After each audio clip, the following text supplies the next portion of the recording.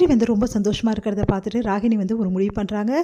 ராகினி வந்து காவேரி கிட்ட நான் ரொம்ப சந்தோஷமாக இருக்க போல் இருக்கு அப்படின்றாங்க. உனக்கு என்ன வந்தது நான் சந்தோஷமாக இருந்தா அப்படின்னோடனே, உனக்கு பொறுக்கலைல்ல அப்படின்னோடனே, ஆமாம் பொறுக்கலை, இப்போ என்ன பண்ணுன்ற, உனக்கு நான் ஒரு gift தரேன்னு சொன்னேன்ல, என்ன பண்ணுறது, நேற்று தர முடியல, அதே பிறந்தநாள் பரிசு இன்றைக்கி வச்சுருக்கேன், அதனால் இன்றைக்கி அந்த கிஃப்ட்டை கொடுக்கலான்னு முடிவு பண்ணிட்டேன் அப்படின்றாங்க. அதை கேட்டு வந்து ஒன்றும் புரியாமல் யோசிக்க, என்ன ஒன்றும் புரியலையா, என் கூட வந்தால் தான் அந்த gift தர முடியும், இங்கேயே எப்படி இந்த கிஃப்ட்டை தர்றது, அப்படி இங்கே பாரு எனக்கு வேலை இருக்குது, இங்கே பார் நீ அப்படிலாம் தப்பிக்கவே முடியாது, உனக்கு தான் கஷ்டம், அந்த கிஃப்ட்டை நீ வாங்கலைன்னா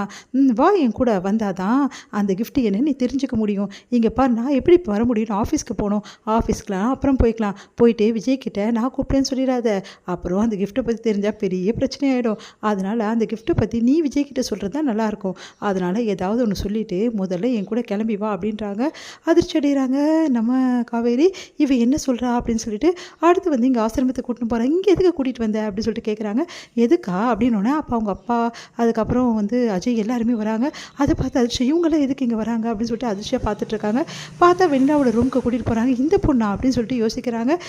இந்த பொண்ணு யாருன்னு உனக்கு தெரியுமா, ஆமாம் நான் இங்கே வந்தபோது பார்த்துருக்கேன் அப்படின்னோடனே, அப்படியா, இந்த பொண்ணுக்கு ஆக்சிடென்ட் ஆகி பழசெல்லாம் மறந்து போயிடுச்சு அப்படின்னு உனக்கு தெரியுமா, உனக்கு எனக்கு தெரியும், அப்புறம் என்ன உனக்கு இந்த பொண்ணை காட்டுதான் என்னை கூட்டின்னு வந்தியா, இரு பொறுமையாக இரு, ஏன் அவசரப்படுற, இந்த பொண்ணு யாருன்னு தெரியுமா, இந்த பொண்ணு யாருன்னு நல்லா தெரியும், உங்கள் பேர் நிவேதா, அதுதான் கிடையாது, இவங்க தான் வெண்ணிலா அப்படின்னு ஒன்று அதிர்ச்சியில், நீ என்ன சொல்கிற, வெண்ணிலானா உனக்கு ஞாபகம் வரலையா, உன்னோட வீட்டுக்கார் இருக்கார்ல புருஷனோட எக்ஸு அப்படின்னு அப்படியே அதிர்ச்சி அடைகிறாங்க. நீ என்ன சொல்கிற, தெரியாதா உனக்கு, இந்த பொண்ணு தான் வெண்ணிலா, இந்த பொண்ணு ஆக்சிடென்ட்டில் எல்லாத்தையும் மறந்துட்டா, ஆனால் ஒரே ஒரு விஷயத்தை மட்டும் ஞாபகம் வச்சுருக்கா காவேரி, என்ன விஷயம் தெரியுமா,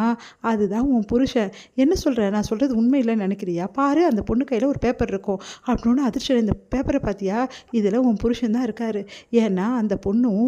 உன் புருஷனும் அவ்வளோ டீப்பாக லவ் பண்ணியிருக்காங்க,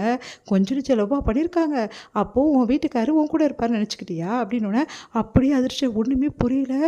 நம்ம வந்து காவேரிக்கு அப்படியே நடந்து வெளியே வராங்க. ஒரு நிமிஷம் காவேரி, என்னம்மா போயிட்டே இருக்க, நாங்களாம் பேச வேணாவா அப்படின்னு சொல்லிட்டு வராரு. அங்கே பசுபதி, என்ன நினச்ச என் பொண்ணை பற்றி, என் பொண்ணு நீ எப்போ பார்த்தாலும் ஏதாவது ஒன்று பண்ணிகிட்டே இருப்பா, சும்மா விட்டு வச்சிருப்பேன் நினச்சியா,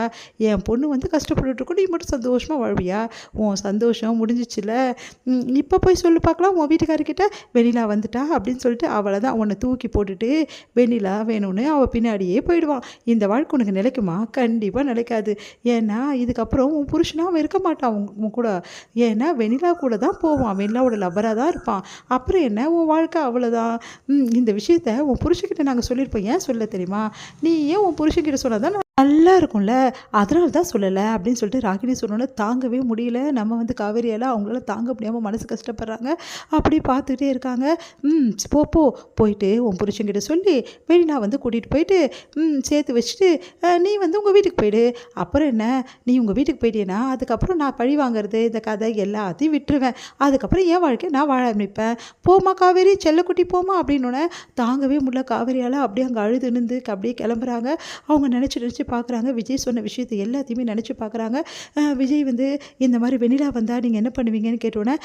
வெண்ணிலா தான் எனக்கு முக்கியம் அப்படின்னு சொல்லிட்டு அவர் சொன்னது எல்லாத்தையுமே நினச்சி பார்க்குறாங்க. அப்போது வெண்ணிலா வந்து நானா அப்படின்னும் போது விஜய் வெண்ணிலாவை தானே முடிவெடுப்பார், என்ன எப்படி ஏற்றுப்பார், ஆனால் இந்த விஷயத்தை எப்படி நான் சொல்லாமல் இருக்க முடியும், பாவம் அந்த பொண்ணு அவ்வளோ தூரம் வந்து கஷ்டப்பட்டிருக்கா, பிரிஞ்சு கஷ்டப்பட்டிருக்கா, அப்போது நான் எப்படி இந்த விஷயத்தை நான் சொல்லுவேன் விஜய்கிட்ட,